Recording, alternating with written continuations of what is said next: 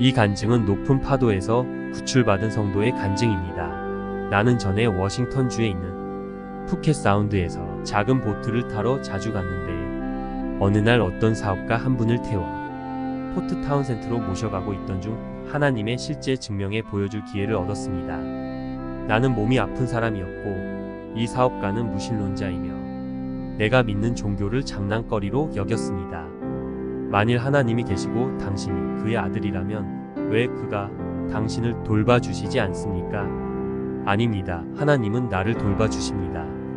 그렇다면 왜 당신은 몸이 아픕니까? 이런 말을 하며 그는 한 번도 몸이 아픈 적이 없다고 자랑하고 매일 아침 수영을 하며 창문을 열어놓고 잠을 자며 몸을 잘 돌보고 있다고 말했습니다.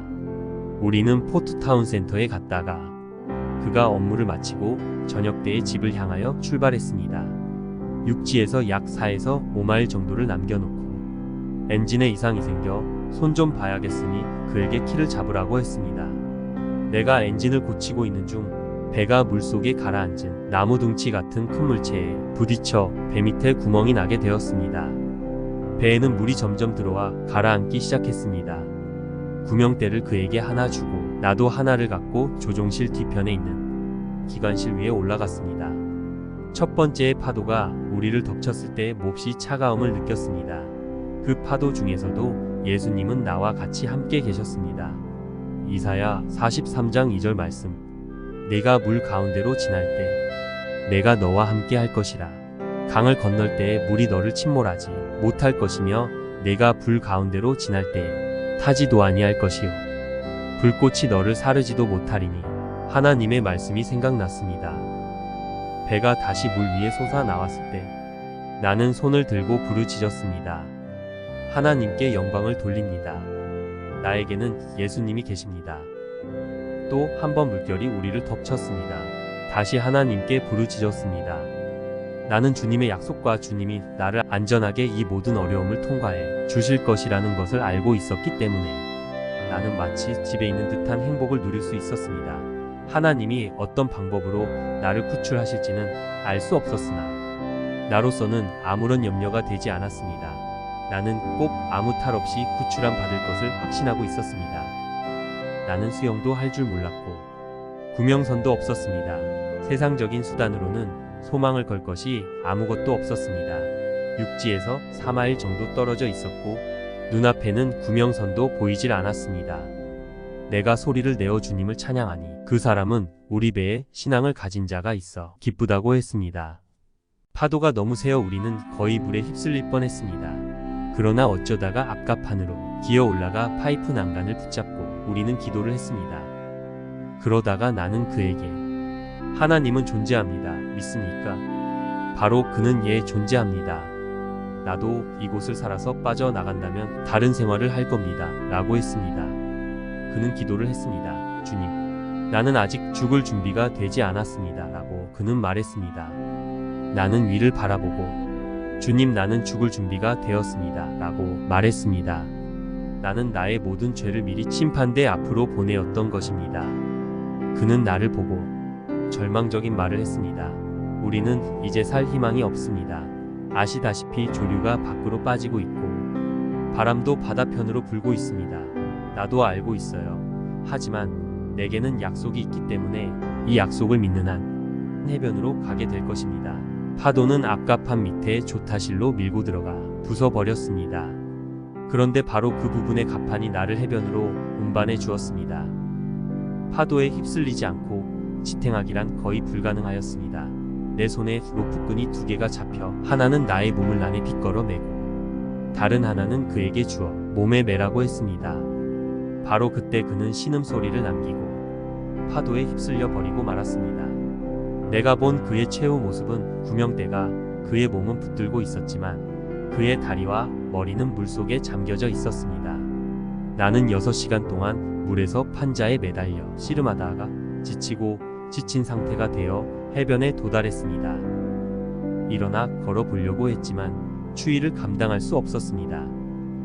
손과 다리가 마비되어 넘어질 것 같았습니다. 나무 막대기 2개를 주어 그것에 의지하여 비틀거리며 해변을 지나 불빛이 비치는 곳으로 갔습니다. 약 3마일 정도를 걸어가니 선원들이 머물고 있는 움막이 있었습니다. 그들은 나에게 마른 의복과 먹을 것을 주고 따뜻한 잠자리를 마련해 주었습니다. 다음날 아침 나는 경찰에 전화를 했습니다. 경찰과 장의사가 와서 내가 닿았던 동일한 해변 지점에 물에 밀려 나온 그 사람의 시체를 찾았습니다. 경찰은 나에게 당신은 참 운이 좋은 사람이요.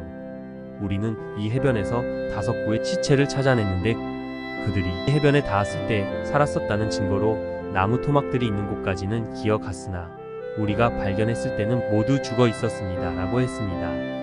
나는 경찰을 보고 나를 살려주신 이는 하나님입니다. 고 말했습니다.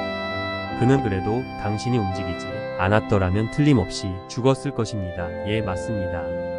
그러나 하나님께 대한 소망이 나로 하여금 움직이게 하였습니다. 어머니는 내가 태어나기 전에 이미 그리스도인이 되어 있었고 아버지는 내가 14살 때 옛날부터 내려오는 복을 믿었습니다. 아버지는 미국을 횡단하는 배 안의 흡연실에서 무릎을 꿇고 하나님께 기도하고 일어나는 순간 담배를 창문 밖으로 던져버렸고 집에 도착하자 성경을 읽기 시작했습니다. 전날에 없었던 가족 기도회를 가졌습니다. 그때로부터 부모님의 기도는 언제나 나와 같이 했습니다. 어릴 때 나는 세상의 길을 택했습니다. 당구장과 세상의 오락장과 유락장에서 나의 대부분의 시간을 보냈으나 내가 얻은 것은 슬픔과 비애밖에 없었습니다. 나는 고집도 세고 무엇이나 내 마음대로 하기를 원했습니다. 그러나 어느 날 하나님이 나를 회개의 길로 불러주셨습니다. 22살 때 하나님은 어느 조그마한 집회 장소에서 내 마음속에 속삭여 주셨습니다. 너는 어디에 가서 나의 영원한 시간을 보낼 것인가? 나는 하나님 심판대 앞에 서서 내가 지은 죄에 대한 심판을 받을 날이 오리라는 것을 알고 있었습니다. 그날 밤 설교를 듣던 중 나는 지옥에 떨어질 최후의 순간에 놓인 것 같이 느꼈습니다. 나는 기도대에 무릎을 꿇고 내 마음을 주님께 쏟아 바쳤습니다. 내 기도는 간단한 기도였습니다. 하나님이여, 나를 불쌍히 여기소서. 나는 죄인입니다. 순간적으로 주님은 나의 죄를 내 마음에서 뽑아 주시고 내 영혼은 기적적으로 구원함을 받았습니다. 사람이 감히 소유할 수 있다고 상상도 못할 평화가 내 마음속에 임하였습니다. 죄의 습관과 욕망은 가고 악하고 무서운 성격도 하나님이 제거해 주셨고 승리와 평안과 행복을 내 마음속에 심어 주셨습니다. 내 입으로 절대로 갚지 않으리라고 한 모든 빚도 갚을 수 있는 마음을 주셨고 내가 훔친 것까지 다 주인에게 돌려줄 수 있게 해주셨습니다. 나아가서 더 죄를 짓지 않을 수 있는 능력을 주셨습니다. 나는 그때 탄광 마을에서 살았는데 저희 아버지는 그 탄광의 감독관이었습니다. 구원받은 그 다음 날부터 전기기사로서 나는 탄광에 들어가 일을 하게 되었는데 내가 수경의 제일 밑바닥에 도착되었을 때 흔히 하는 욕설을 듣게 되었습니다. 하나님의 이름을 욕하는 소리를 듣고 너무 놀라 돌아서서 소리나는 방향을 바라보았습니다. 나도 여러 해 동안 그와 같은 무서운 욕설을 사용했습니다. 그때 무엇인가 나를 속삭여주는 듯 했습니다. 너는 이제 변화되었다. 주님이 내 생활을 변화시켜 주셨으며 내 영혼 속에 가득한 하나님의 영광을 안고 탄광 깊이 내려갈 수 있었습니다.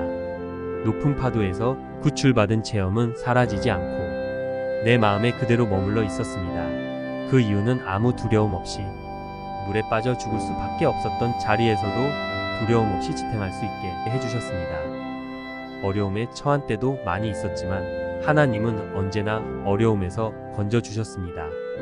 배 사고가 있은 후 얼마 되지 않아 나는 급성 관절 루마티스로 사경을 헤매게 되었습니다.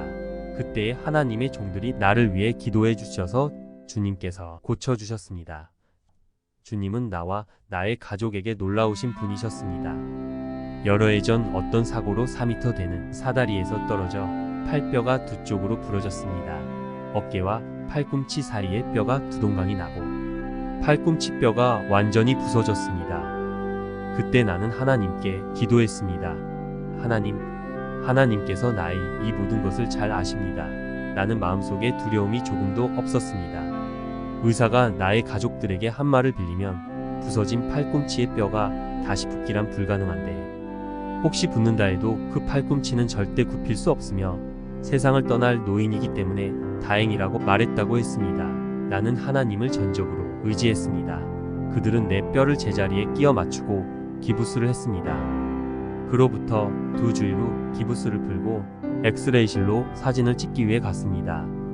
의사가 사진을 보고 집에 가셔도 좋습니다.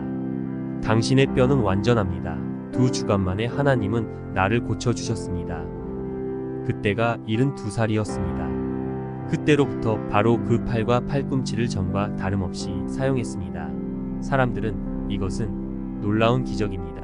어린아이라도 그와 같은 상처를 받았으면 오랫동안 기부스를 하고 있어야 할 것입니다. 라고 했습니다. 그러나 나의 뼈는 완전히 붙었습니다. 이것은 하나님 백성들의 기도응답으로 하나님께서 능력으로 이루신 것입니다. 주님은 죄를 이기는 승리의 생활의 능력만 주셨을 뿐만 아니라 나에게는 친밀한 친구가 되어 주셨습니다.